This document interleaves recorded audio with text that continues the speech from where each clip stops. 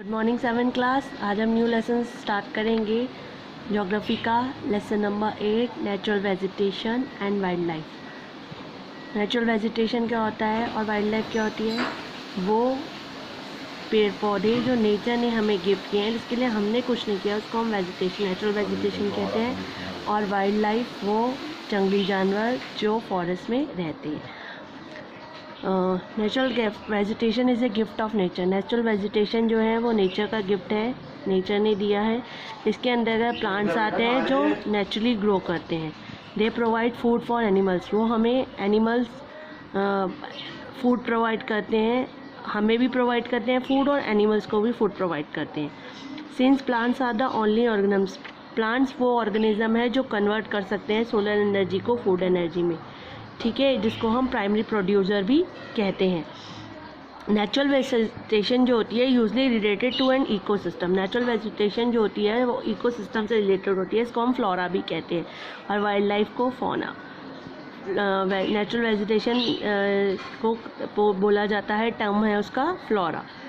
Types of natural vegetation. Natural vegetation जो है according soil, climate, altitude, और यानी कि वहाँ का क्लाइमेट कैसा है, वहाँ की सॉइल कैसी है, और एल्टीट्यूड यानी कितनी ऊंचाई पर है। अब जैसे माउंटेन्स एरिया में है तो वहाँ नेचुरल वेजिटेशन नहीं होगी, बर्फ़ ज़्यादा होती है। तो क्लाइमेट, सॉइल और एल्टीट्यूड पर डिपेंड करता है कि वहाँ नेचुरल वेजिटेशन को हम 3 पार्ट में डिवाइड करते हैं, और वहाँ की नेचुरल वेजिटेशन कैसी होगी। या फैक्टर, वो फैक्टर जो नेचुरल वेजिटेशन को डिफाइन करते हैं, सबसे पहले एल्टीट्यूड ऑफ लैंड, आप कितनी ऊंचाई पर है, वहाँ का टेम्परेचर, मॉइस्चराइजर कितना है, स्लोप और थिकनेस कैसी है सॉइल की। जैसे आपकी राजस्थान में भी सॉइली सॉइल है, सैंडी सॉइल है, पर सैंडी सॉइल में तो पानी रिटेन होता ही नहीं है, तो इसीलिए डिपेंड करता है कि वहाँ का टेम्परेचर कैसा है, एल्टीट्यूड कैसा है और सॉइल कैसी है। This the type of thickness of vegetation, यानी जो टाइप है और थिकनेस है वेजिटेशन की, वो प्लेस टू प्लेस अलग अलग होती है because of variation of this factor, यानी क्लाइमेट, सॉइल और थिकनेस, टेम्परेचर की वजह से वेजिटेशन जो है प्लेस टू प्लेस वेजिटेशन अलग अलग होगी। प्रिंसिपल टाइप नेचुरल वेजिटेशन को हम 3 पार्ट में डिवाइड करते हैं। सबसे पहले forest, number 2 grassland, number 3 forest. सबसे पहले forest. Forest are grow best in a hot and humid climate. Forest वहाँ होते हैं जहाँ पर क्लाइमेट जो है वो बहुत ही हॉट होता है। ग्रासलैंड्स वहाँ होते हैं जहाँ पर मॉडरेट रेनफॉल होती है, रेनफॉल बहुत कम होती है, क्लाइमेट भी कूल होता है। और shrub grow well in dry land. Shrub उन एरियाज़ में होता है जहाँ पर बिल्कुल भी बारिश नहीं होती, ड्राई सीजन रहता है। अब हम स्टार्ट करते हैं फॉरेस्ट को। डिड यू हैव, आपने ब्रेकफास्ट किया, न्यूज़पेपर पढ़ा, या आपने चेक साइन किया, या आपने शॉपिंग लिस्ट बनाई, या आपने पार्किंग टिकट ख़रीदा, या आपने फ़िल्म देखने के लिए टिकट ख़रीदा, या नाक पोंछने के लिए टिश्यू पेपर यूज़ किया, यानी ये सब फॉरेस्ट प्रोडक्ट है। जैसे कि आपने ब्रेकफास्ट किया तो वो जो फूड है आपको वो प्लांट से मिला, आपने नाक पोंछी तो उसका टिश्यू पेपर, टिकट साइन किया, चेक साइन किया, वो सब आपको पेपर, और वो पेपर कागज़ कहाँ से मिलता है? प्लांट से। तो यानी forest product are use in all these daily activity routines. हमारा जो डेली रूटीन है उसमें हम देखा जाए तो बहुत ज़्यादा फॉरेस्ट प्रोडक्ट का यूज़ करते हैं। Forest can be define as a close growth of tree found at a certain place. Forest का मतलब क्या होता है? फॉरेस्ट को हम डिफाइन कर सकते हैं बहुत सारे पेड़ पौधे एक ही सर्टेन प्लेस पर, बहुत सारे क्लोज ग्रोथ, यानी यहाँ पर एक साथ बहुत सारे पेड़ की ग्रोथ होती है, उनको हम फॉरेस्ट कहते हैं। A true forest is one which tree grow too close to each other that their canopies touch. True forest वैसे वही होता है जिसकी जो लीव्स होती हैं एक दूसरे से इतनी क्लोज होती हैं, जुड़ी हुई होती हैं कि नीचे सन की रेज भी ना पहुंच पाए। Forest across the world can be categorise into 6 type. Forest को हम 6 पार्ट में डिवाइड करते हैं। वर्ल्ड में जितने भी फॉरेस्ट उनको हम 6 पार्ट में डिवाइड करते हैं।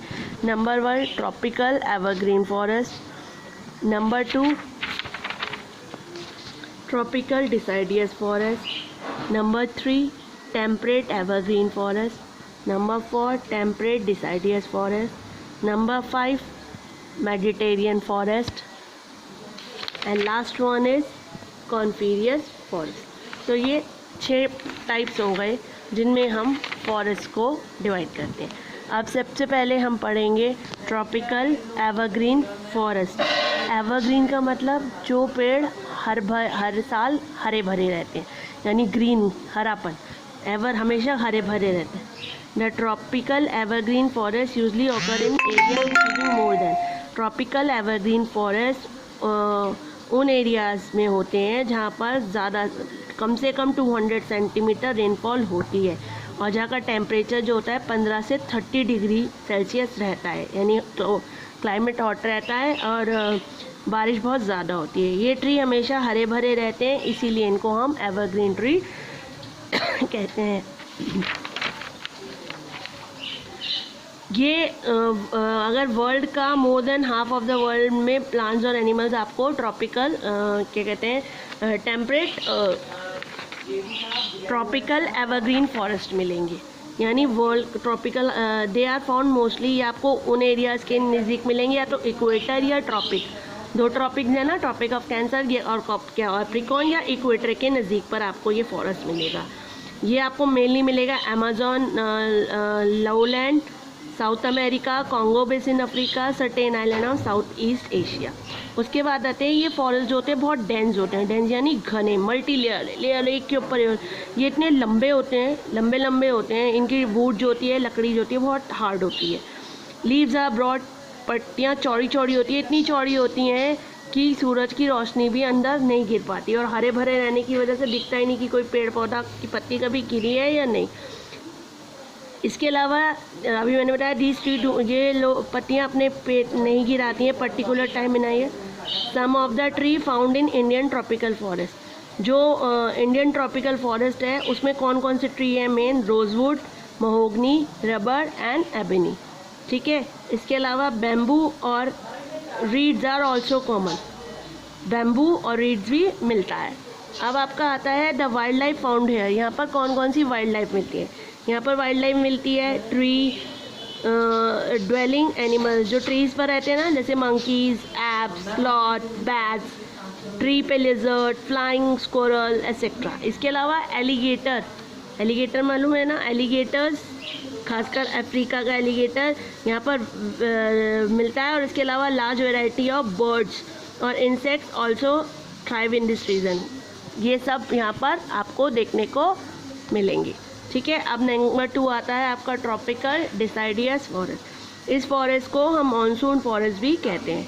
Tropical deciduous forest are also called monsoon forest. There are only, ये आपको मिलेंगे eastern North America, western Eurasia, northern East Asia.